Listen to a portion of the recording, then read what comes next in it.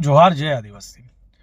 ટેકનોલોજીનો જમાનો છે અને ટેકનોલોજીના જમાનામાં કંઈ પણ થઈ શકે છે, અને એમાં પણ હવે તો એઆઈ એટલે કે આર્ટિફિશિયલ ઇન્ટેલિજન્સનો જમાનો છે। અને એઆઈ શું કરી શકે છે તે આપણે બધા જાણીએ છીએ। ઘણા બધા કેસો સામે આવે છે જેમાં એઆઈનો દુરુપયોગ કરીને લોકો સાથે નાણાકીય છેતરપિંડી થઈ રહી છે, અને એમાં પણ હવે આદિવાસી સમાજના જે લોકો છે એ પણ બાકાત નથી। છત્તીસગઢમાં એક ઘટના સામે આવી છે જેમાં એઆઈનો ઉપયોગ કરીને આદિવાસી સમાજના જે લોકો છે એમની સાથે લાખો રૂપિયાની છેતરપિંડી કરવામાં આવી છે। શું છે સમગ્ર ઘટના, એના વિશે આજના વિડીયોમાં આપણે વાત કરવાના છે। હજુ ચેનલ સબસ્ક્રાઇબ કરવાનું બાકી હોય તો નીચે સબસ્ક્રાઇબનું બટન છે, સબસ્ક્રાઇબ કરી લેજો, લાઇક કરજો, કમેન્ટમાં તમારો અભિપ્રાય જણાવજો અને વધુનું વધુ શેર કરજો, જેથી કરીને તમામ લોકો સુધી આ માહિતી પહોંચે અને તેઓ પણ એઆઈના દુરુપયોગથી જે છેતરપિંડી થઈ રહી છે એનાથી બચી જાય। સમગ્ર ઘટના શું છે એની વાત કરીએ તો છત્તીસગઢના વિલાસપુર અને મુંગેલી જિલ્લા હેઠળ આવતા કોટા તથા લોરમી ક્ષેત્રના જંગલ વિસ્તારમાંથી એક હાઈટેક કૌભાંડ પકડાયું છે। અહીં પેઢીઓથી જંગલની જમીન પર વસવાટ કરતા આદિવાસીઓને જમીનનો કાનૂની માલિકી હક આપવા માટે ભારત સરકારે વન અધિકાર કાયદો બનાવ્યો હતો। એ કાયદો શા માટે બનાવ્યો હતો તો જંગલમાં જે આદિવાસીઓ વસે છે, જે આદિવાસીઓ જંગલની જમીન ખેડે છે, તો એમને જમીનનો હક મળે એના માટે ભારત સરકારે વન અધિકાર કાયદો બનાવ્યો હતો। પરંતુ આ કાયદાના રક્ષણના નામે જ આદિવાસીઓ સાથે મોટો વિશ્વાસઘાત થયો છે। સ્થાનિક સ્તરે સક્રિય થયેલી ઠગ ગેંગે આર્ટિફિશિયલ ઇન્ટેલિજન્સ એટલે કે એઆઈનો દુરુપયોગ કરીને તદ્દન સરકારી દસ્તાવેજ જેવા જ દેખાતા બોગસ વન અધિકાર પટ્ટા તૈયાર કર્યા હતા। વન અધિકાર પટ્ટા એટલે કે જે આદિવાસીઓ જંગલની જમીન ખેડે છે તો એમને જમીનનો હક આપવા માટેના જે દસ્તાવેજો હોય છે એને વન અધિકાર પટ્ટા કહેવામાં આવે છે।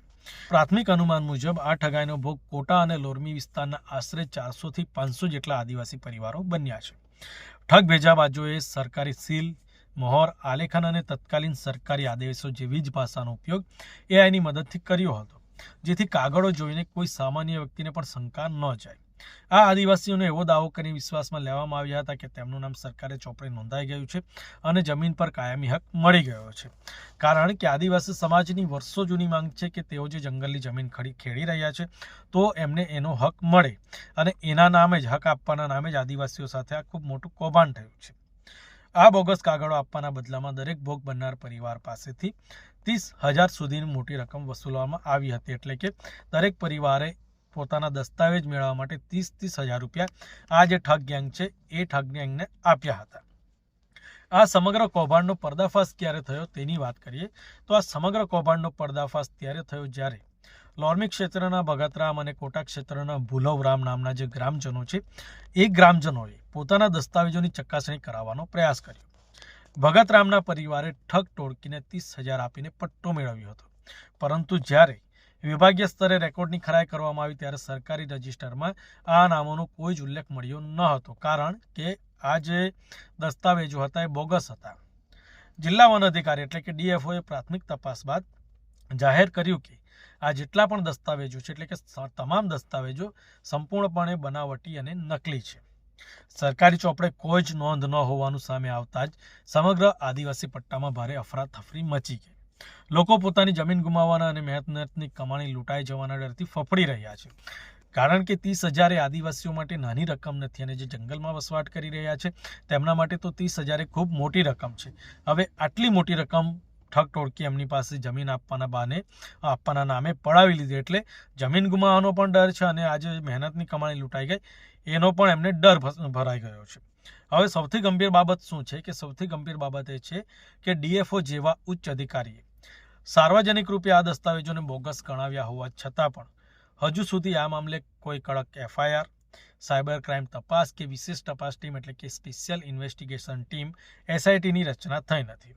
વન અધિકાર પટ્ટા જારી કરવાની પ્રક્રિયા ખૂબ જ જટિલ હોય છે, જેમાં ગ્રામસભા, મહેસૂલ રેકોર્ડ, વન વિભાગ અને જિલ્લા સ્તરીય સમિતિઓની મંજૂરી જરૂરી હોય છે।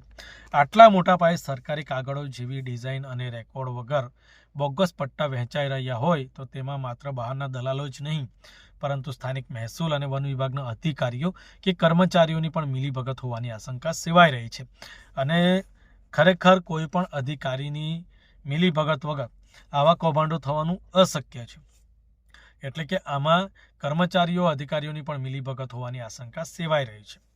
કોટાના જે ધારાસભ્ય છે અટલ શ્રીવાસ્તવ, એમણે આ મામલો વિધાનસભામાં અવાજ ઉઠાવ્યો છે અને વન મંત્રી પાસે કડક કાર્યવાહીની માંગ કરી છે। તેમનો આરોપ છે કે લેખિત ફરિયાદો કરવા છતાં વન વિભાગ અને સ્થાનિક પ્રશાસન તપાસ આગળ વધારવામાં આનાકાની કરી રહ્યું છે. જો આ મામલે તટસ્થ અને ઝડપી તપાસ હાથ ધરવામાં નહીં આવે તો ગરીબ આદિવાસીઓ વર્ષો સુધી અદાલતો અને સરકારી કચેરીઓના ચક્કર કાપતા રહી જશે. એક વાત તો સ્પષ્ટ છે કે કોઈ પણ કૌભાંડ થાય તો સરકારી અધિકારીઓની મિલીભગત વગર એ કૌભાંડ થવું શક્ય નથી. અને એમાં પણ આ પ્રકારનું જો કૌભાંડ થાય તો એ સ્પષ્ટપણે ઇશારો કરે છે કે આમાં કોઈક ને કોઈક અધિકારીની મિલીભગત હોવી જોઈએ. પરંતુ સ્થાનિક પ્રશાસનને પણ આ મામલે કોઈ જ ઇન્ટરેસ્ટ નથી એવું લાગી રહ્યું છે, કારણ કે એમના દ્વારા નથી એફઆઈઆર કરવામાં આવી, નથી એસઆઈટીની રચના કરવામાં આવી કે કોઈ પણ પ્રકારની તપાસ કરવામાં નથી આવી. તો આ જે કૌભાંડ થયું છે એની તટસ્થ તપાસ થવી જોઈએ અને જે આદિવાસીઓ છે એમને ન્યાય મળવો. આવી જે ઠગ ટોળકી છે તો એ ઠગ ટોળકીની સજા થવી જોઈએ. ચેનલ સબસ્ક્રાઇબ કરવાનું બાકી હોય તો કરી લેજો, શેર કરજો જેથી કરીને લોકો સુધી આ માહિતી પહોંચે અને આવી છેતરપિંડીથી બચે. લાઇક કરજો, કમેન્ટમાં તમારો અભિપ્રાય જણાવજો. મળીશું બીજા વિડીયોમાં. ત્યાં સુધી જોહાર, જય આદિવાસી.